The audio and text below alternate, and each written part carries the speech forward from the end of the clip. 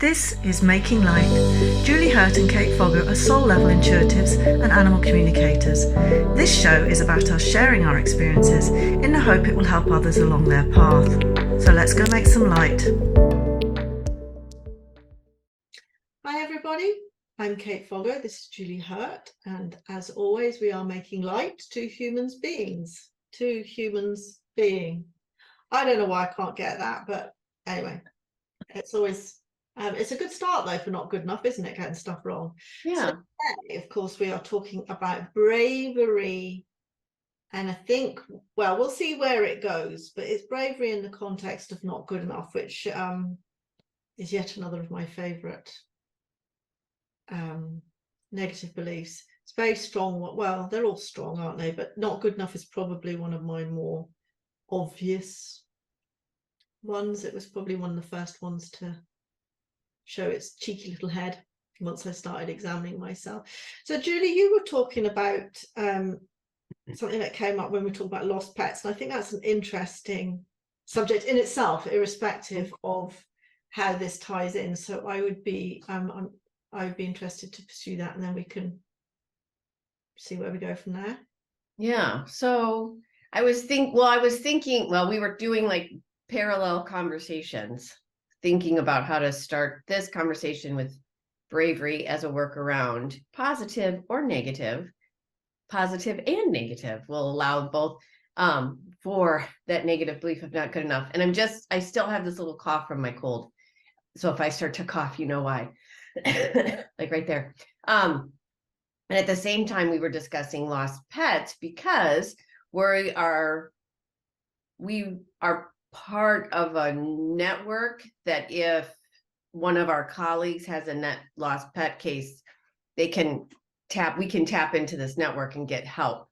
And Kate and I were both talking about how we actually prefer not to take lost pet cases because they are really, really hard. And I don't think most people maybe don't quite understand why that's so hard. There's the two hardest things for me as a animal communicator are talking with my own animal, because I'm so emotionally connected to Lucas that it's hard for me to when I hear something different or to believe I want something so much more, like health in particular, right? Because I want longevity as much as I can possibly get, right? And so there's that. And then the other thing that's really hard is working on a lost pet, because one, the human involved is extremely emotional, wants to find their animal. The different aspects of myself, I want to help people. I'm a caregiver soul type from an Ainsley MacLeod reference. And so I want to make things better for people at all times, almost to some degree, at all costs, including myself. And so I will try really hard to get in there, and then I overextend myself. And also, lost pets, there is an attachment to the outcome. We want the pet to come home. We want the pet to be safe. We want the pet to come home. We want them to come home now, and all this. And that none of that is possible because we're not in control. We can't tell an animal to change their behavior in a regular soul level animal communication reading. We're just trying to understand why. And the same is true for when they're lost. And so having that, knowing that, it's really hard to be involved. And so Kate and I were talking earlier about this network, and perhaps because what happens is we get a message, and then it's hard for me to see that message and let it sit there and wait for someone who is more comfortable doing. There are some of us who are more comfortable doing lost pets, and waiting for someone else who is comfortable to do that to pick up that thread. For me personally, it's really hard to sit and wait for that response. And so I find myself putting my hat in that ring in an effort to just, okay, let's move, at least let's do something, right? And then I don't know why I'm doing this. What workaround is that, Julie? I know. So that's the workaround of, I know that I don't feel good enough to do this work. So I put myself, this is the bravery part. And this is where I was thinking about the parallels of them, because for me too, my overarching negative belief is not good enough. So I use bravery to push myself through. So if I don't feel good enough in the lost pet arena, because it just makes me feel so uncomfortable because I don't have, I'm working through that, attaching to the outcome, all of this type of stuff. So if I know that I don't feel good enough about working on a lost pet, I use bravery as, like I said, a means to push through. So I just push myself for all those other reasons, the caregiver soul, whatever. Bravery pushes me through. And I just put my hand in the ring. And then but I was also thinking that maybe we need to use bravery for, what I was thinking is maybe I need to use bravery as a way to really take a step back and bravely examine, why do I not feel good enough for lost pets or any place else that not good enough raises its head? And bravery is the force that I use to push myself through, even if I don't feel good enough. And sometimes it's okay. Here's my perspective, which is interesting because it just shows how, although we're very similar in a lot of ways, there are, sorry, I'm putting the cream on my arms. I don't know if you can see me doing it, but just for me, the more obvious, and obviously only obvious to me because it's through my lens, first workaround is, why can't you sit and let that message be? Never mind that I don't feel good enough to do that, because that's the one that actually I have managed to do it with this one, and then we can describe why in this situation. But that to me is the more compelling workaround, because that's the one that makes you really uncomfortable.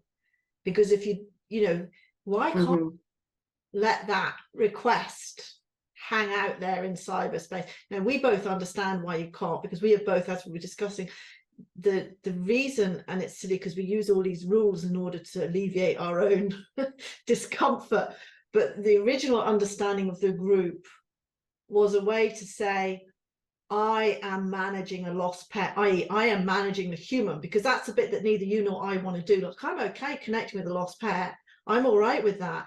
I cannot, and I noticed this not through a lost pet case, but it was actually in a case where the animal was dying, that when I was connected to the animal, I was fine. And as soon as I went back to speak to the human, I could feel their grief and their sorrow, and that I found really difficult to manage. When you connect back to the animal, you're fine again, because the animal is not experiencing this, the human is.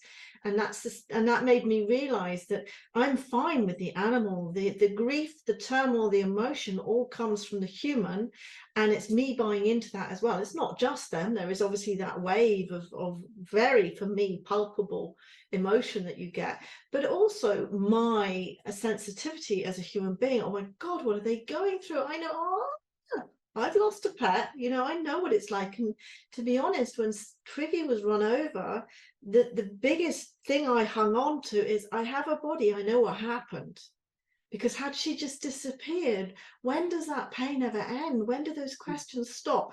So there's all of that story, which is why I don't want to be front man. I'm quite happy to help. And our understanding of the rules that make us safe, of the group, was that somebody who was fronting it would get help from everybody else in the background. It now seems to have evolved with new people of them coming along going, boop, here's a lost pet, somebody deal with it. And then you and I let it go, but who's managing the human? Has anybody told the human that maybe nobody here can do it? Nobody's taken ownership of that. Oh my God, has someone's been promised a result? All of that. And that to me is a more poignant workaround. And that's interesting, because is that bravery? There's definitely the bravery. See, there's bravery in even letting that go as well. I know, I realize that as you're talking about that. Yeah. Because I'm actually okay with it, because I didn't there are enough people on that group that I don't feel responsible, because I was a late comer. That's partly it. Again, stupid rules, nobody ever discussed them, but but I still feel it, as you say, but I just don't look. I see it and then I just gloss over it, because I have in the past jumped in and helped, and sometimes it's interesting. But again, it's interesting that you say not good enough, but it's this attachment to outcome. But I think it's the emotional side of it. I mean, if you get stuff wrong in a reading, wrong. It's never wrong, but you know, if it doesn't make sense, or you know, quite often, as we both know, these things actually do make sense. They just maybe are a bit more subtle, or there's a timing involved that wasn't clear, or we've interpreted it slightly, you know, we've colored it somewhat, you know. But with this, especially, like, because really what they all want to know is, are they alive? Are they going to come home? If you get that wrong, you know, it's like it just feels like too much of a responsibility. Because if you go, no, I'm sorry, your cat died, and then they showed up, you'd hope they'd be grateful, but they might not be very happy if they bought a Rottweiler in the meantime. And also, you don't have any control over what the pet chooses to tell you, because I mean, there's some, I suppose, psychic data in that you'd say we'd be pulling it from the field about whether that animal's alive or not. But if that animal, do animals lie? I don't know. They may mislead you, or No, and this is also, so I've had, this is another reason why the not good enough gets triggered within me in lost pets, and then why I keep pulling out the bravery to just try it. Someone contacted me about a missing cat, and I don't think the cat was necessarily like a domestic cat. It was feral. And it hadn't come around for quite some time. I might get the details wrong, and that doesn't matter. The cat clearly showed me and said they were in spirit. So there's a couple ways that for me, the animals will show me that they're in spirit. One is how they show me and how my body feels. But this one showed me in my body, the in spirit signs. Then they said the word, they answered the question, I am in spirit, I heard them say. And then they showed me the words in - spirit. So I had 3 Claires working, saying to me they were in spirit. And I was like, I was worried to say it out loud, right? Claire's, oh, clairvoyance, clairaudience, claircognizance. Sentient? I don't know. What's the feeling? I thought claircognizance was knowing. Yeah, it is. I thought that's what you get. Yeah. What's the feeling?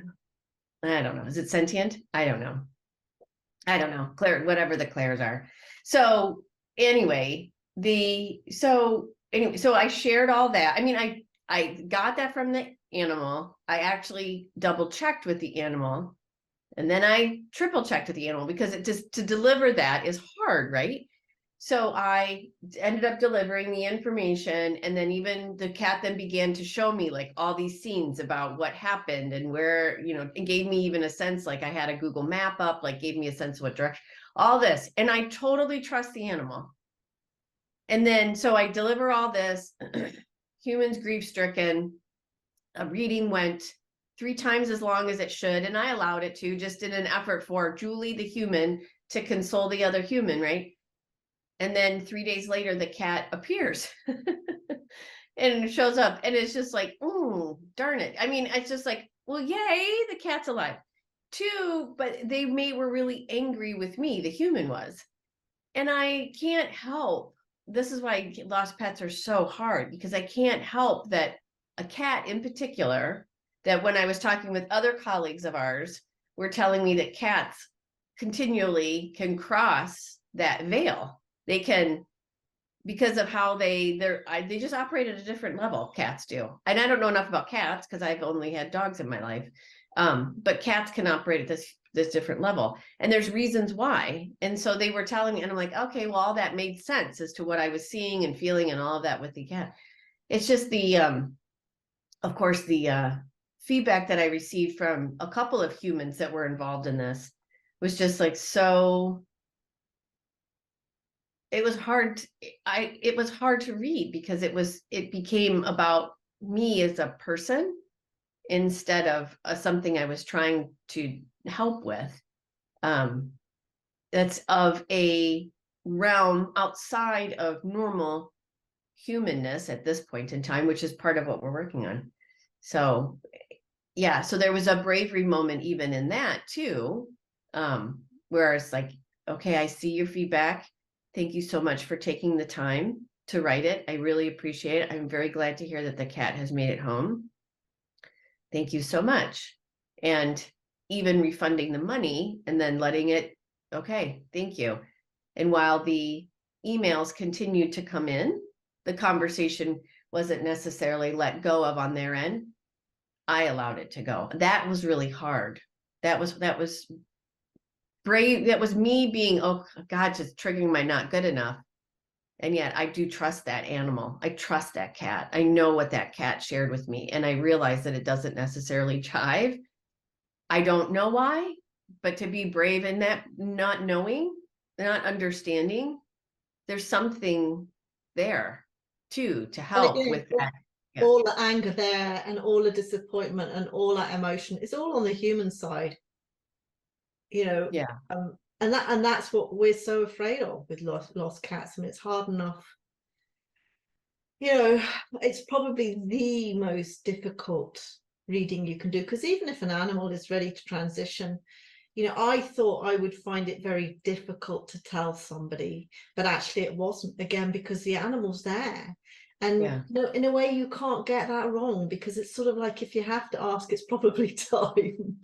You know, and people sort of know, but they just want that reassurance. And in a way, in the asking, you know, if you say yes, it's time for them to go, and they don't feel the animal's ready to go, they then know they're not ready. It's like, it doesn't, your answer in a way doesn't matter. It'll either reinforce what they want to do, or they will say, okay, I appreciate they need to go, but I need to hold on to them a bit longer. And it clarifies it for them. That's actually never happened. Every time I've told somebody an animal needs to go, they've literally burst into tears and said, I know, and I just did. They're scared of doing it too soon.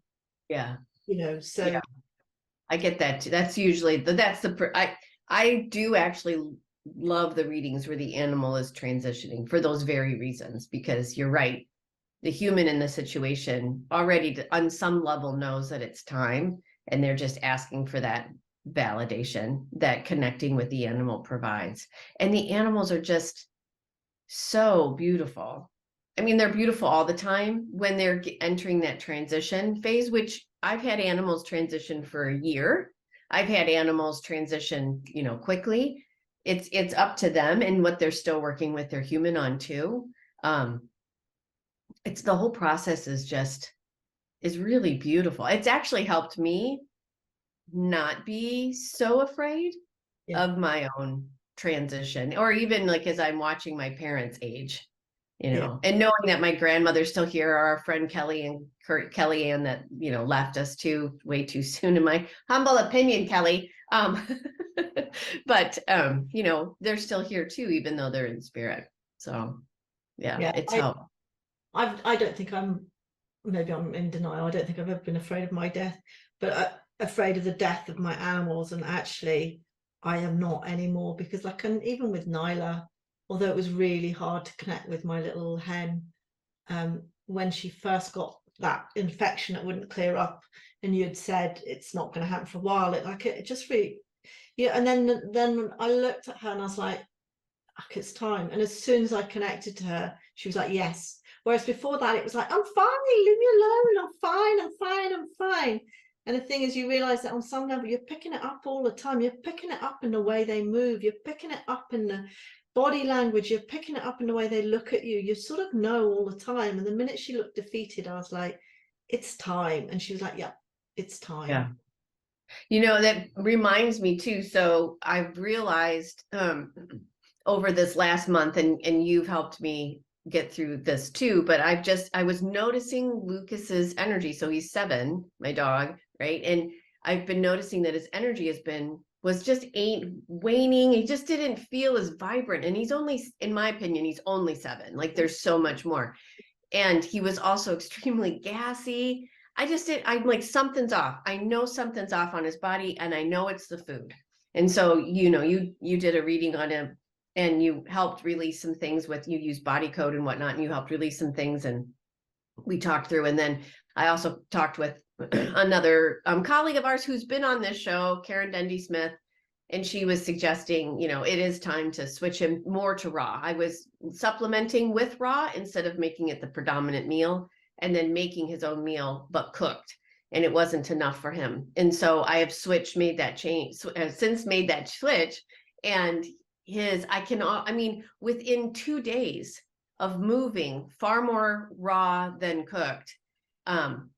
He's bouncy, the gassiness is gone, the vitality, I can just feel his exuberance, but for me, the bravery comes into play, because as I was checking in with you and then just chatting with Karen and then starting to make the switch, I was having animal communication readings with clients, many new clients, whose animals, like the main lesson that they were teaching their human is don't settle for anything less. The finest quality for you is what we're talking about. And they were also talking about it for themselves, the animal, but those, these little threads are also messages for us. So I was getting reinforced with all the clients that I was getting that, oh my goodness, the finest quality, because then I had to run the gauntlet, if you will, with my husband, who's like, why are we spending this much money on food?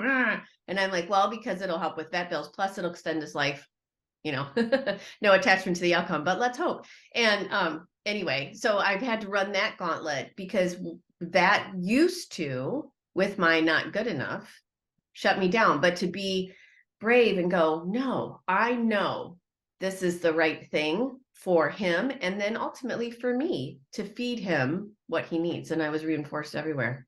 So there's that aspect of it too. The amount of research, when I started raw feeding Sally, I mean, things have changed a lot in the last, I think it's been 10 years, must be 10, 12 years since I started.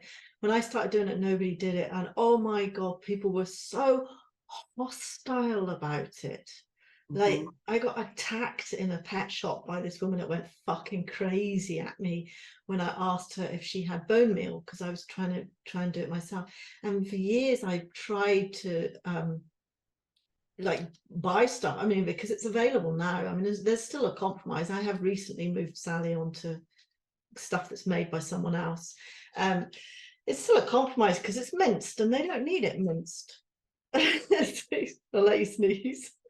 They don't need it minced. They should be actually eating the bones. But it's hard to get that for a cat, not so much for a dog. But anyway, it's sort of like, I worked it all out again. It's like, because doing it myself obviously was cheaper, but actually when you realize it's not that cheaper, and B, you realize all it takes is one fucking vet bill, and that's a year's supply of food. You're really picking the wrong fights, if you like. It's like, I just know, I've read so many stories and all these, especially because in the it's become mainstream now, but there used to be these sites where people would write about all animals that have been ill, dying, whatever, terrible digestive problems and all of that, and how they change when they switch to raw. And I mean, you don't see you do see bits of it, but it's become a lot more sleek and market driven rather than these were stories of people that, anyway. Yeah, but yes, it's bravery of going, I know this is right, and I'm just gonna stick with this. It's hard because, well, there's a lot of it. There's not worthy in there as well. Not good. Totally. I've made the wrong decision. That's the not good enough. Is what if I've made the wrong decision? What if I'm making all this stuff up? What if this isn't true? What if what if I'm making it up? That's a not good enough thing, and the not worthy of, well, can't really afford it, and it's blah, blah. Yeah, like that's not, to be, when the not good enough is kicking in, and there's a choice to some degree. Well, it depends on what you're working on and who you are, right? Because everything is different for everybody. For what I'm seeing is, like, for not good enough, when bravery wants to step in, or is an option to step in, to stay true to what I want, to stay true in what I need, to believe in what I need and what I want, are actually fine. And if somebody has an issue with it, that's not my issue to resolve. That's theirs. It makes me feel better. It makes me feel good to feed him what I'm feeding him. And I've even been exploring other things, but right now I'm feeling good, and I'm getting that feedback that in trusting myself, in trusting him in that feedback, we're actually doing the right thing and we're on the right path. But it's looking at not good enough through that lens of, wait, I feel like I need something there's something here brave that's gonna, I'm feeling I have to push myself to be a little bit braver in that regard. That's helping me grow. Yeah, bravery is an odd one, isn't it? Because in a lot of ways, I think bravery is misunderstood. It'd be interesting. We should have a definition of bravery, because we think of bravery as people going into war or stepping into action in crises and that. And actually, I don't know if that is bravery, because I think that's almost instinctive, certainly in crisis, when people with things. Whereas bravery is almost like little things that happen all the time, where you just go, actually, I'm going to do it this way, or standing up for how you feel, or I don't know, just trusting yourself. It takes a lot of bravery just to trust yourself. Mm-hmm. I just looked up bravery on my dictionary app on my phone, and under the adjective, it says possessing or exhibiting courage or courageous endurance, 1. 2, making a fine appearance. And we could break down fine. And then Appearance. Making a fine appearance. And as I read that out loud, what I'm hearing from my guides is making a fine appearance, how I would define that for myself. I don't understand that. Making a fine appearance or showing up for myself? Making a fine appearance. I read that as making an appearance that is integrity driven. That's how I read it. I mean, you can define fine a number of ways, I'm guessing. Dictionary. It's just the dictionary app. It's just a dictionary app. Bavaria, to brave. I don't know. It's just, it's not the Urban Dictionary. Ugh, I hate it. I hate ads and apps. Dictionary.com. Making a fine appearance. Making a fine appearance. So fine in US English would be like putting on a brave face. Like if you putting a fine appearance in that regard would be like possibly doing something you don't want to do, or doing something you don't need to do, or doing, like I really don't want to go to that party, but I'm going to put on a fine appearance.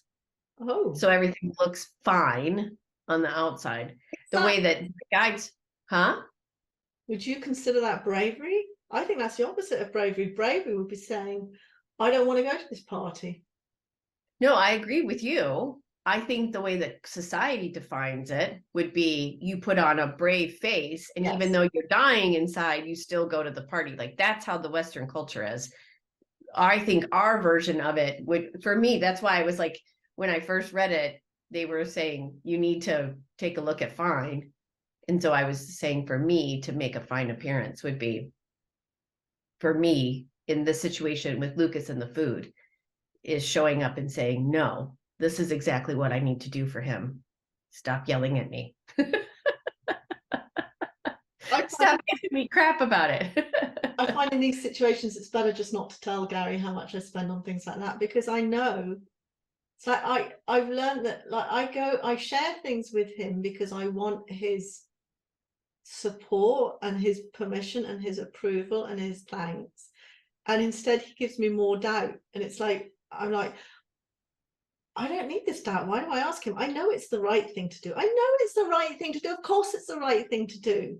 We both know things like that. It's like once you learn about what animals eat and how they should be eating and things like that, it's so obvious that they should be eating the food that they were designed to eat, and you suddenly, again, makes me really angry that, all the food manufacturers, including pet manufacturers and even vets, all the vets are seduced. That's not the right word. Well, they are. They're told all this shite about many. I don't want to say all vets, because I know some really good ones, but many vets are really good vets, but they still know fuck all about nutrition.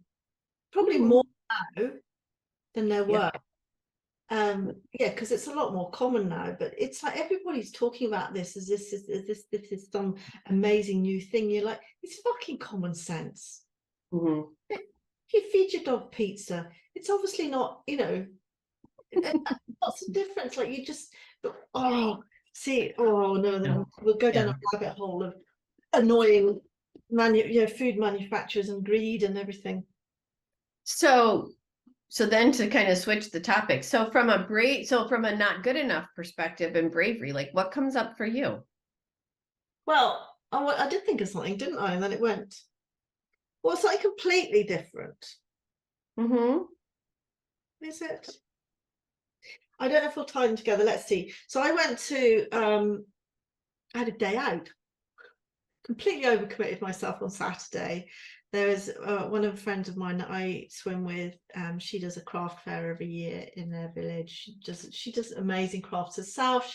She's one of these people who just does so much stuff, and she did beautiful flower arranging and stuff like that. And I've also got other friends that live in this village, some that swim and some others. And I went last year and it was great. So I thought, well, I'll go there. And then as I was searching for the details, I found that there was another handmade craft fair in Kuros, which is another little village so it's about 20 minutes to Kuros, 20 minutes to lime kilns, and then to half an hour back, something like that. And I thought, well, I'll go to both. Woo! So I had asked a couple of friends, if they wanted to come with me who live sort of my area. I was just like, look, it'd be nice to catch up, just let me know that I'm going here, because they know the swimming people as well. It's like, if you want to come.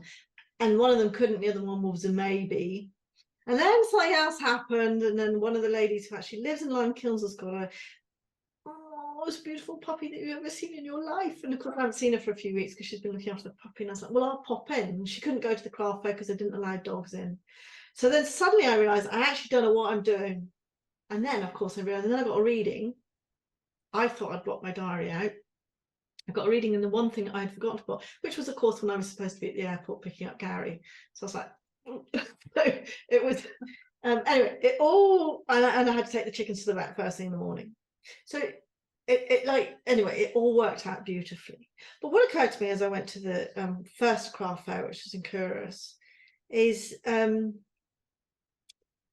don't know how to say this without, I'm not being mean in any way, shape or form, but that I would be very, I think a lot of things hold me back. Not that I've actually done it. I would love to do more crafting, but a lot of things would hold me back crafting, because if I'm not good at something, right? I want to be really good at things. I don't like doing a half-assed job. I don't mind if what I do is completely different, or that other people don't like it. I actually don't care what other people think. I have to like it. I genuinely feel like that. Like I produce stuff and people go, oh, it's great, and I think it's not, it's shit. And it doesn't matter how much other people love it, if it's not to my taste, or not how I want it done, or not how I envisaged it, or I'll come round to some things even if they're not. I've made lots of things, like the headboard of the in the shed. It doesn't look how I expected, but I like it. It was a disappointment in that sense, because I really liked what I wanted to create, but it's become a thing in its own right, and I'm proud of it, things like that. So I'm not, anyway.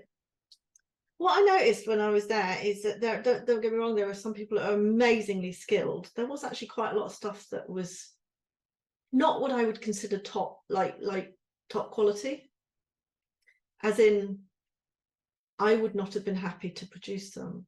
But it made me realize that there is a bit of charm in that, B, it's just my opinion, and C, what occurred to me when I thought that is, and I haven't done this, but I can see that it would be one of the things that held me back if I did crafting, would it be good enough? Is actually, and there's your bravery, these people have made stuff, they think, and they just go fuck it, and they just take it to market, and not market, but it's a friendly crowd. But you go, here's what I've done. There's huge bravery in that. Whereas I would be sitting in the corner waiting to create some masterpiece that somebody might appreciate, when actually those are my perceptions of how good something should be, or what it should look like. And we're all different.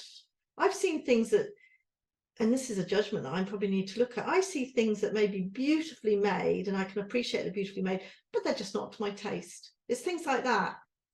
And to me, the criteria is it has to be beautifully made, just things like that. And I was thinking, actually, there are people who just craft because they love doing it, and then they just take it and they show it to people. And I mean, I see so much stuff that is jaw-dropping. So it's actually quite nice to see stuff that was a bit homemade, she said, in an enormously patronizing way. But just for the record, in case any of my friends watch this, this was at Kuros, not at Lime Kilns, because I know a lot of people in Lime Kilns, just to be clear. And not all of it by any means, some of it was absolutely jaw-dropping again, but it did think that is that we're afraid to share our talents because we think they're not good enough. Mm. Mm-hmm.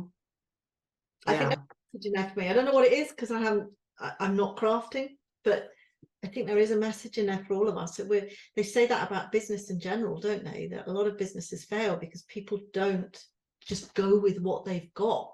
Like it can never be good enough. There's always more you can do. Yeah. Well, and even go with what you think, what you believe and feel is right. Yeah. So the chair, for those of you who are watching this video, the chair that you're sitting in, you actually created the upholstery, right? Yeah. I haven't got, I can't see myself, so Yeah. I have a lot of these. But yeah. Actually, But you say you're not crafty, but you created that and you did the headboard. Like you did things, I wouldn't do any of that stuff. I would love.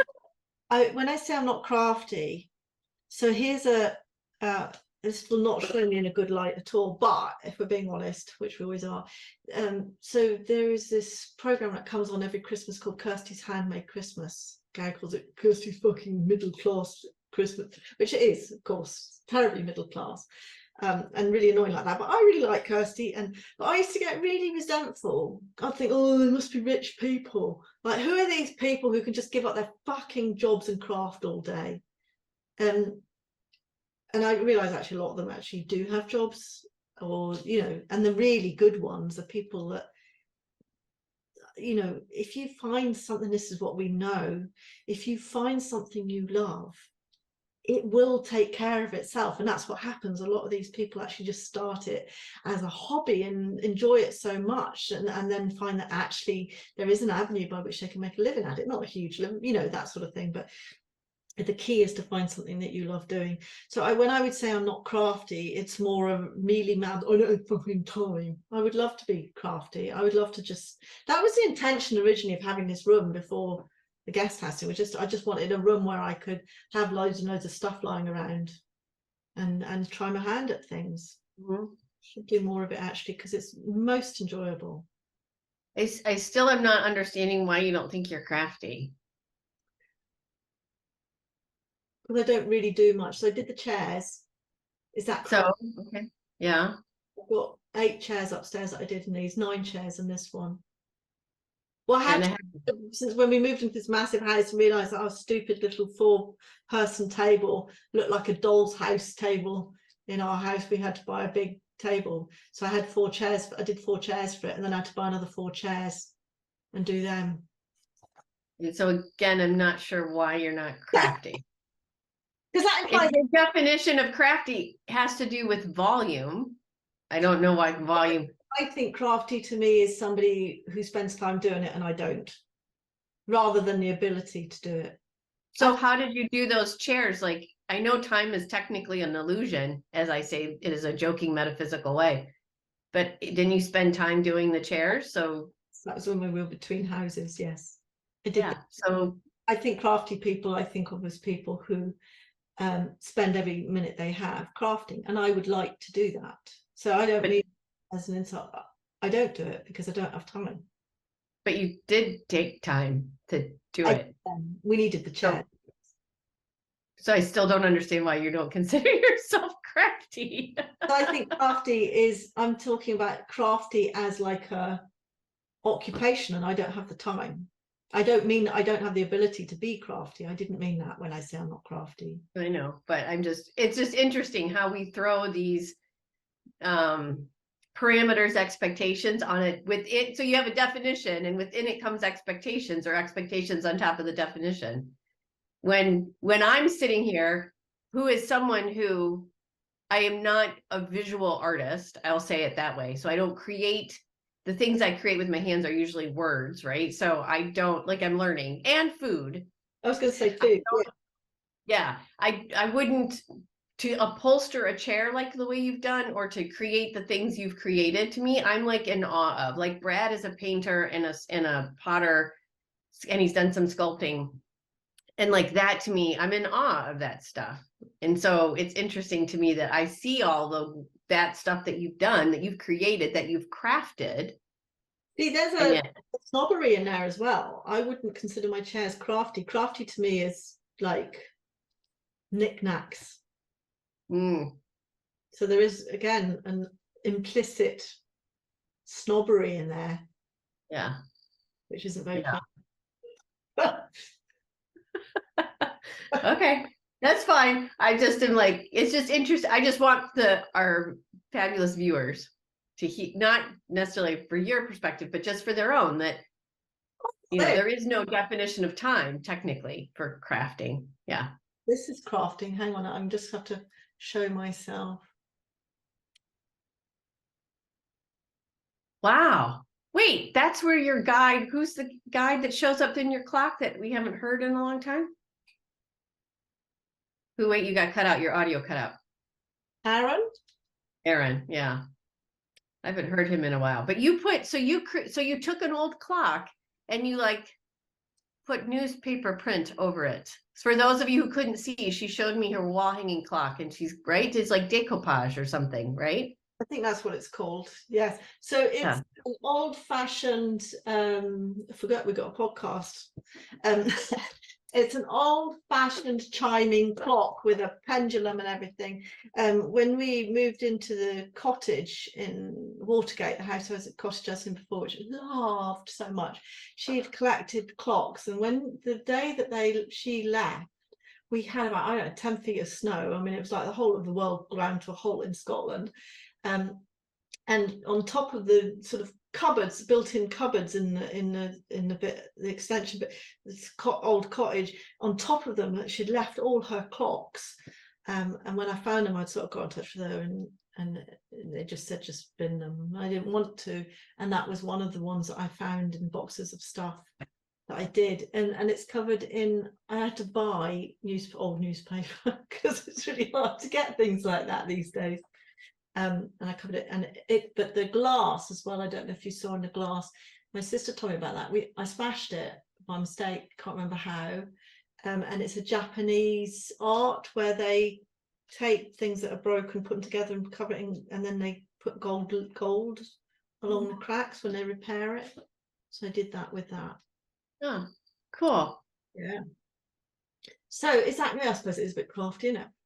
It's very craft, and I love craft fairs because of Brad being an artist. His mother was an artist. Brad's ex-wife creates jewelry. Like there's a lot of creativity around me now in this part of this chapter of this incarnation of this life.